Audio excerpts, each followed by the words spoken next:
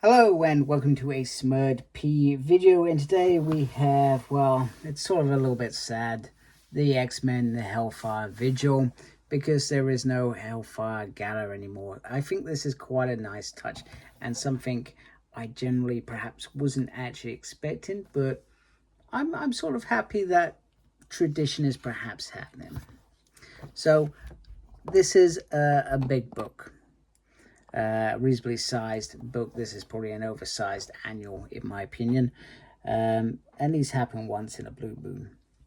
So our story begins with Miss Marvel reminiscing about her time on Krakoa, which is actually, well, very limited. So because she was literally there and then it all went to hell, so she never got to experience it like everybody else, and everybody else loved Krakoa, and now they are mourning it, but they also want it to exist still. So welcome to the Hellfire Gala. Vigil, it's a visual, not a gala, damn it. So we learn that pins have been created by Cinch, and Krakoa gates are open once more for a limited time only and to limited guests. So no sinister poisoning things and no apocalypse delivering some sort of millennium apocalypse, so to speak. And Miles has joined his friend as well, which I think is quite nice because Miss Marvel probably feels out of place in terms of being a mutant. She shared it with her folks now, but everything's a bit sort of, it is a bit crazy in terms of being a mutant. It always is. So meanwhile, in Alaska, well, Scott Summers isn't playing ball. Let's be honest, he was never the party person, and you know, his time on Krakoa, I think, has left him depleted. He's probably in a place where he was maybe sort of around decimation, maybe sort of around the revolution after Xavier's death. He is around there, and say Psylocke can't get over the fact that he being leader of this X-Men team is not going, and what sort of message that begins there. But you know, basically we're fine for it. He's saying we're losing, we're fine for survival. We've lost Krakoa, and at the moment we got 3K, we've got Upstarts, we got ONN, and oh wait a minute, we got Grey Malkin as well. And there's an evil group of mutants out there and a team of X-Men fighting for the bad guys. You know, you want to go to a party, go to a party, but my job is here. And then she says, you don't get to talk to me like that. Magic, we're going. And Ben's staying here. So Ben, I can't remember who Ben is. Is he the guy who creates visions and stuff? Anyway, he says, you want to make out or something, or should we look at screens? He's like, Ben, screens it is. I kind of thought that was ironic. Jean's story in here is a bit bizarre.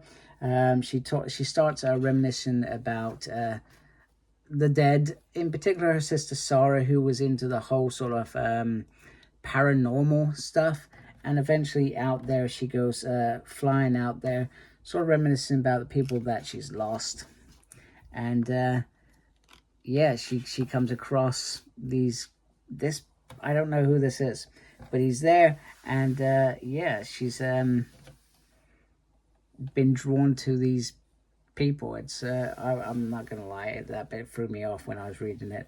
But hey ho, back to New York. So Quentin is regretting Idol having a date and, you know, calling them nerds. Meanwhile, Dazzler is banging out a decent song about her and the Beast back in the day. You remember that X-Men Beauty and the Beast, sorry, Dazzler Beauty and the Beast X-Men story? She's singing about that. Beast, at this point, this must be before that Beast met Dazzler, I guess. I always get a bit sketchy about when this Beast is from in terms of the timeline. However, he is having his special moment with his new friend who they've been growing together. And I thought it was a bit weird until I remembered that she got her powers as an adult. So they're about to smooch, and while Quentin comes in and off they go. Yeah. Meanwhile, Colossus is also chasing ghosts, and I actually quite like this more than I was expecting. So Colossus talks about before Xavier.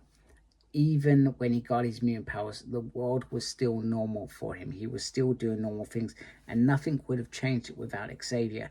And ever since then, he has been fighting, and that's all he's done. Like a lot of them, that's all they've done ever since. Hey, we wouldn't be reading his comics if they weren't, but you know, it is a point. It's taken its toll on him. And we've probably seen this a few times with Colossus over the year, but Krakoa wasn't all that it was cracked up for him, because he was manipulated for a lot of that time. So anyway, Rafe goes off. He says, you know what? You find yourself near my church, come in for a feed. He doesn't believe in Krakoa, Genosha, any of that stuff. He's never believed in that, and he's been probably used and abused himself. So Magic comes, and, well, she talks about Colossus dressed the way he is. And he is dressed the way he is, and he has a helmet to block out manipulations, because let's be honest, he's been manipulated quite a lot recently. So you can understand that. However, well, she changes him, but he still has access to his stuff. Psylocke and Rogue catch up. Rogue's a bit worried that Scott isn't there and thinks perhaps it's about her, but it's not. It's quite simply just Scott being Scott. So anyway, the younglings start dancing, etc. I love these two. Slowly their relationship, I think, growing. We've seen that when I've done Uncanny X-Men, them popping up. He's starting to be perhaps a bit human. Meanwhile, Ransom has his own date with Idol, and wow, these two are cute as hell. I don't know how this actually happened, but well, they're starting to get together, and he complimenting her different eyes where she's a bit perhaps insecure. They also talk about, well, she was raised as a Catholic, and well, he was raised as a Catholic before everything went a bit bad from where she was. And it's just a beautiful moment, I think, in my opinion. So these two are like Romeo and Juliet. As we move over to the young charges of Emma Frost and Kitty Pryde, they certainly wanted the pre-bands shirt, not Dazzler's. But hey ho, is what it is. But they feel finally part of something bigger, because this is the first time that they've been with a bunch of mutants. I also love that the stage looks like a sort of X if you look at it from the right angle, as they manage to get through the front. However, they are interrupted. That is because our young Alex has actually a date with Sophie, and they met online apparently. Very interesting. Meanwhile, Kitty Pryde is not having any of it. Very, very simply, she doesn't want to be part of this day, considering what happened to her off the back of the last Hellfire Gala. It's no surprise, and she just wants to mourn alone. But Emma Frost says in her head, "Oh, Kitty, you would have loved this." And she gives a grand speech, a beautiful speech about before you actually meet anyone and you open your eyes, you share your heart with your mother. So, which is very true. That's how it works.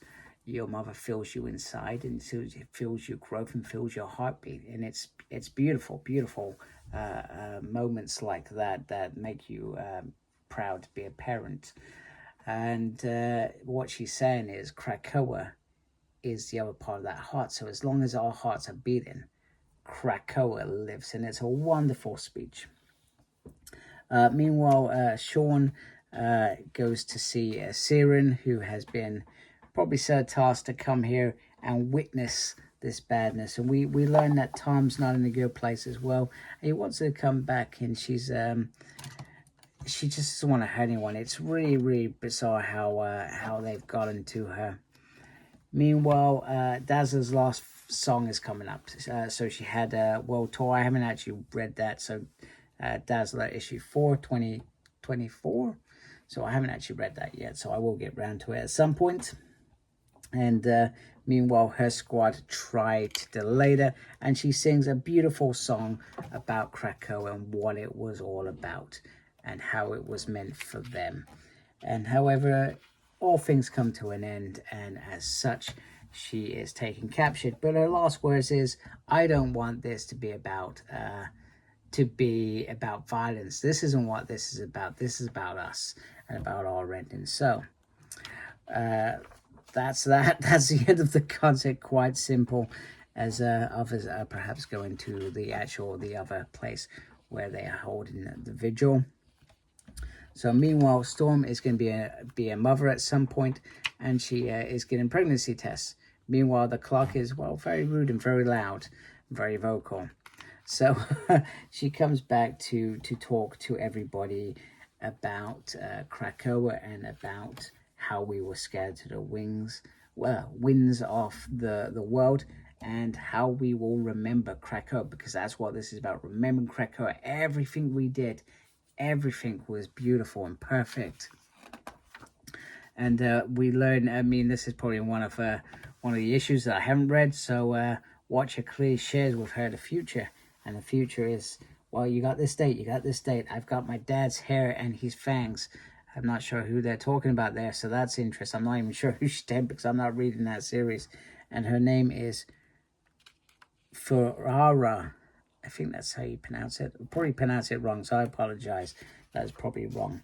Anyway, Phoenix, Jean Grey, comes to remind Scott what it's all about, and stop being an Ebenezer Slim, based on Ebenezer Screws, which is brilliant. So she reminds him that we have families brought together by shared ideas and not blood. We have young ones who have a future together. We have wounded finding one another. Our stranger united.